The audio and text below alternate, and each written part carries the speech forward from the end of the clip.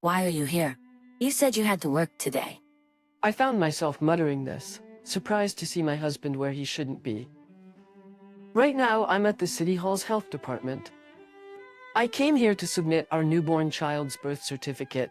My husband, who had promised to submit it with me, said a sudden work obligation came up and didn't show. So he shouldn't be here.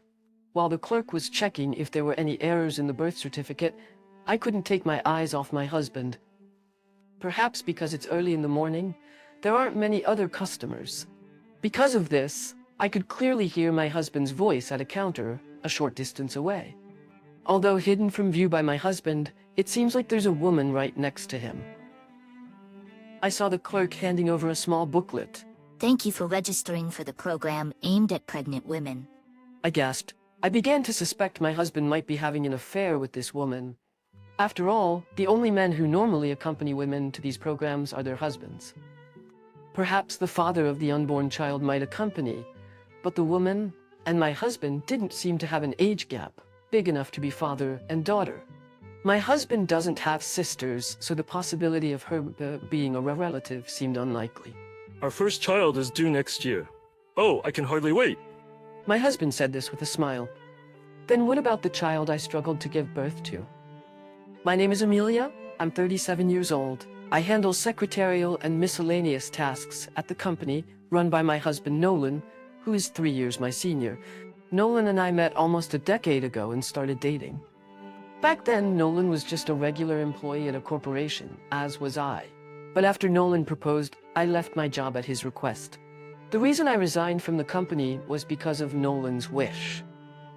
I'm thinking of starting my own company. I want you to quit your current job and help me with mine. I want you to support me in both my personal and professional life. Will you marry me?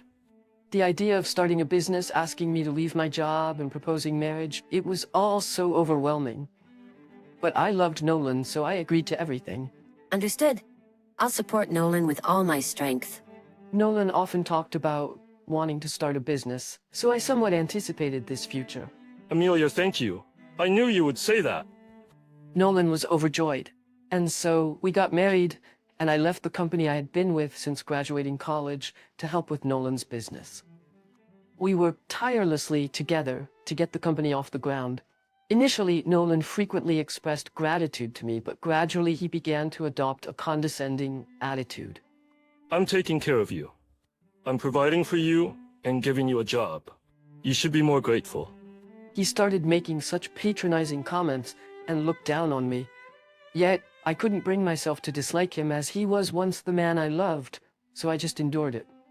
The company's finally stable, so let's think about having kids. You're getting close to 35 after all.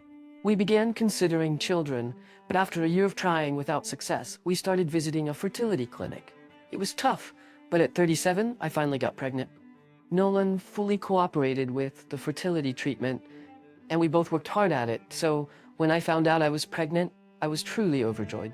Nolan was also very happy about it. Yes, we're finally gonna have a baby. Nolan was moved to tears. Then he began to express more concern for me, saying, "You must not overdo it until the trimester of stability." His attitude softened a bit, almost returning to his old self, which made me happy, and I savored our happiness. Morning sickness was tough, but Nolan, despite being inexperienced, did his best to cook for me, helping me through it. As the baby in my belly grew healthily one day, Nolan suddenly said something unbelievable. You know, with advanced maternal age, there's a higher chance of having a child with disabilities. Maybe we should not go through with the pregnancy. I couldn't believe my ears at his sudden suggestion. What did you just say? I mean, since advanced maternal age is risky, let's give up on having the child. I felt a surge of anger at Nolan's words. How can you say that all of a sudden? This child is alive. We can't just give up on it. What do you think life is? Stop joking around. When I shouted, Nolan fell silent and stopped speaking. In my anger, I didn't speak to Nolan for the rest of the day and stayed in my room. The next day, Nolan said, "Sorry about yesterday, but it felt insincere." Even though he was so happy when I got pregnant, I wondered why his attitude changed so suddenly. Gradually, Nolan started treating me coldly again, and the condescending remarks returned. Don't take advantage of being pregnant.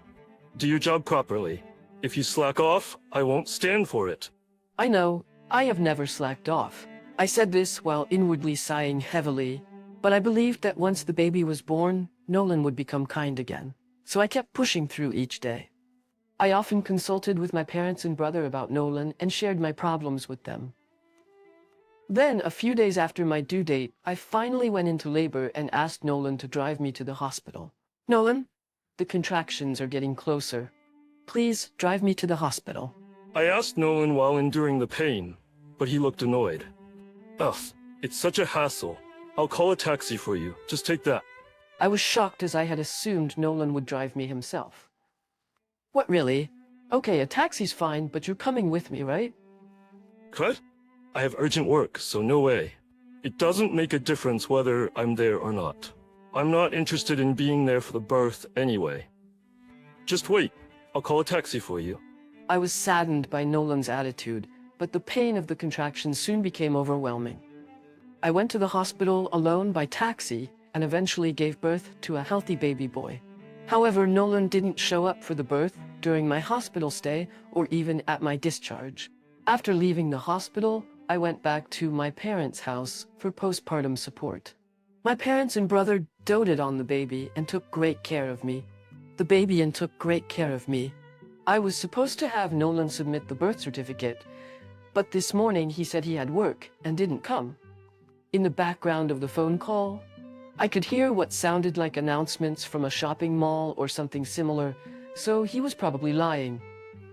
But even if I pointed that out now, he probably wouldn't come anyway.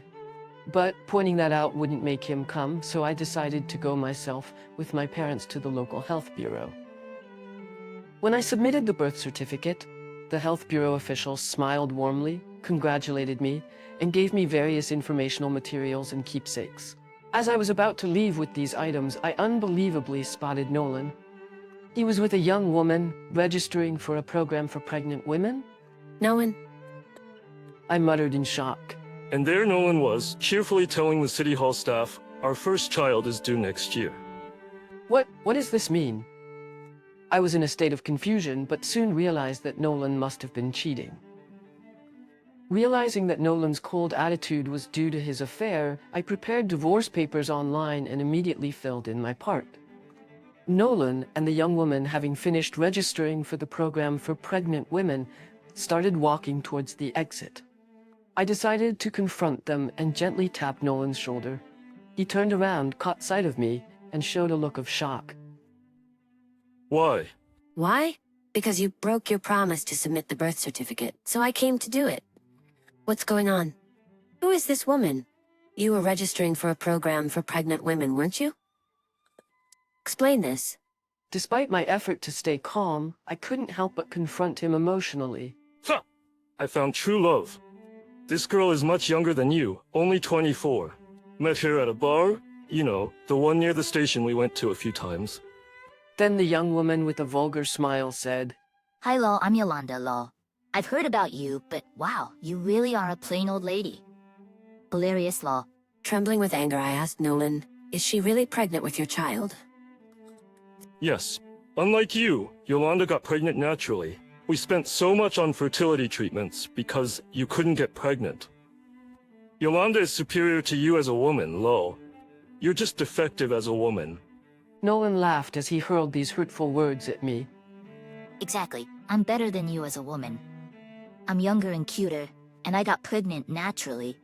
I'm more suitable to be the wife of a rich man like Nolan.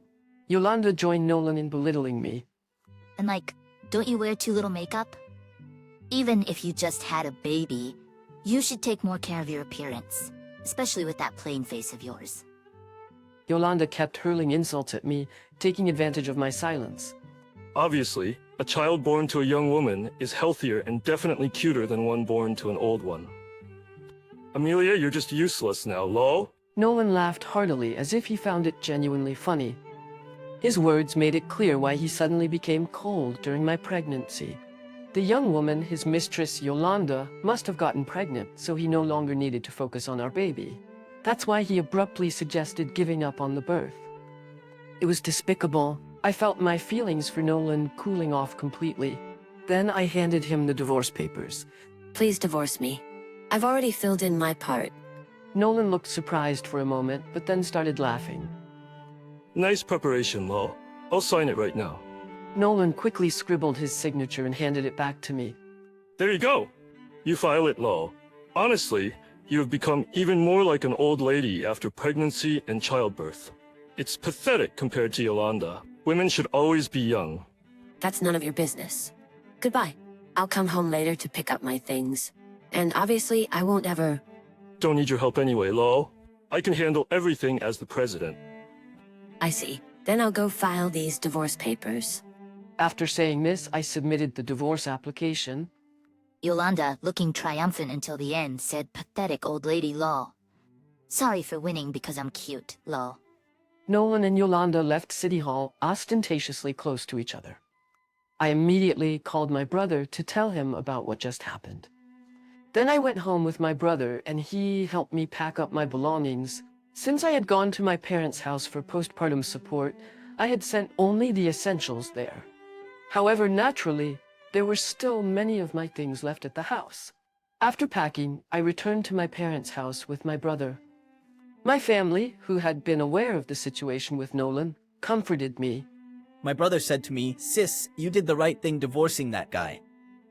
My parents also smiled and said, "You've really been through a lot. Let's raise the child together from now on." Thank you, everyone. I'm sorry for worrying you. I appreciate your help. I was able to enjoy my days while struggling with the challenges of first-time parenting. My son was adorable, and though I now detest Nolan, I'm grateful to him for the chance to meet my son. My son was showered with love from me, my parents, and my brother, growing up healthily. Then 3 months passed in a flash. Suddenly, Nolan appeared at my parents' house. Reluctantly, I decided to deal with him at the entrance. What do you want, showing up out of the blue? Hey, Amelia, come back home and help out at the company again. Nolan stated bluntly and coldly. What?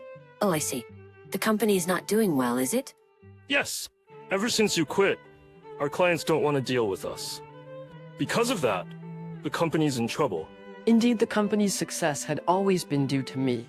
I had been desperately keeping the company afloat by negotiating everywhere, so it had been stable until now.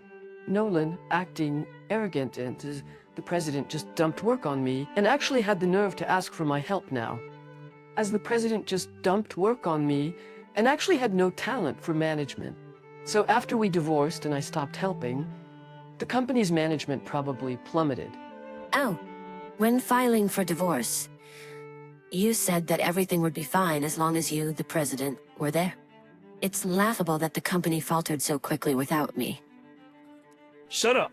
Nolan shouted, frustrated. Everyone's saying they can't deal with me. They all say Amelia was better and more competent. What the hell? Even though I'm the president. That's because you never took work seriously. You always dumped everything on me, even when I was pregnant. I said coldly, and Nolan groaned. Yolanda, was it? Why not ask her for help? Your mistress, Yolanda, was it? Why not ask her for help? Yolanda left as soon as the company started to falter. I couldn't help but burst out laughing. Stop laughing. Turns out Yolanda only liked me because I was a rich president. The worst just after my money. Damn it.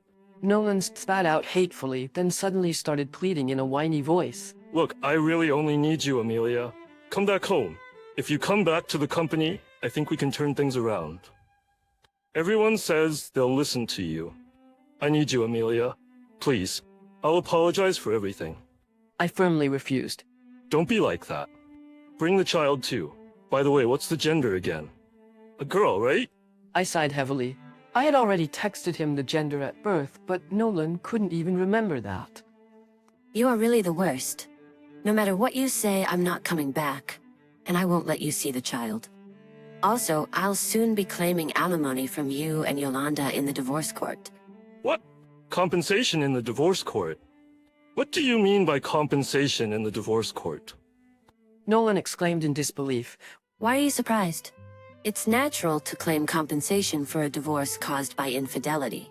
I've been busy with the newborn, but still managed to hire a lawyer, and the process is already underway. I'll be filing the claim soon. Wait a minute. Compensation in the divorce court, I'm in trouble with the company right now, and my savings are nearly gone. That's not my problem. I have the right to claim compensation in the divorce court. If you're going to fuss about it, I'll also claim child support, okay? Nolan, looking like he wanted to say something, just opened and closed his mouth. I didn't claim child support because I didn't want you involved with our child and I had no intention to. But I was advised by my lawyer that child support is a right for the child, so I've decided to claim it. If you keep fussing, maybe I should ask for it all at once. That way, there's no risk of you stopping payments midway.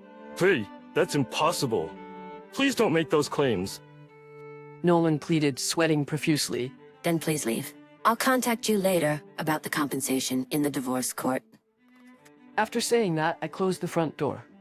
Then I filed a claim against Yolanda for compensation in the divorce court using a notarized document. While investigating Yolanda, I visited the bar where they met, a familiar place to me and where I knew the manager. It was a familiar bar that I also frequented, and I knew the manager. After explaining the situation, the manager told me about Yolanda, who was a regular. Yolanda seemed to be a regular customer there. She often got drunk at the bar, and the manager had even taken her home a few times. Knowing her workplace, I gathered a lot of information about Yolanda. I filed claims for compensation in the divorce court against both Nolan and Yolanda, but they both resisted and showed no signs of paying. So I visited a law firm and asked the lawyer to intervene. My lawyer, Miles, was very sincere and capable, so the claim for compensation in the divorce court was smoothly settled. As we met often for meetings, Miles and I gradually became attracted to each other and eventually started dating. Yolanda, somehow finding out that Miles and I were dating, tried to steal him from me. I heard from Miles that she went to his law office and made a passionate approach. Hey, Mr. Lawyer, why don't you switch to someone younger and cuter than that old lady? I'm much better, you know? Apparently, she said this in a flirtatious voice, but Miles replied. Confused by Miles's cold response, Yolanda muttered, Why? I thought I could easily take him away like I did with Nolan. Losing to such an old lady? and left the law office with shaky steps. Afterward, many City Hall staff and visitors had witnessed the altercation between me and Nolan. So the rumors about Nolan and Yolanda quickly spread. The rumors continued, and especially for Nolan, being a company president, it remained a hot topic. His bad reputation spread quickly among his business contacts, and unable to receive any support and having to pay me the compensation, his funds depleted, leading to his business closure. Yolanda, apparently upset about losing to me, continued to obsess over Miles and frequently visited his law office. Miles consistently rejected her advances, but Yolanda cried out, "I can't stand losing to such an old lady. Choose me." Due to her persistence, she was eventually banned from the law office and even had the police called on her. Shockingly, it turned out that the child Yolanda had was not Nolan's. She had been involved with multiple men and got pregnant without knowing the father's identity. Desperate to marry wealthy Nolan, she claimed the child was his. Nolan was outraged.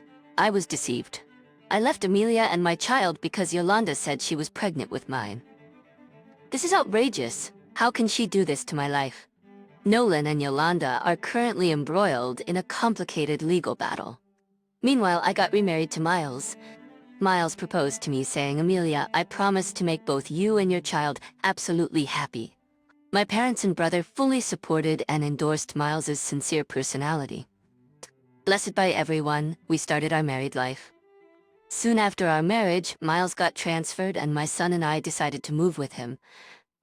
In this new place, while busy with household chores and parenting, I am living a happy life with my kind husband and adorable son.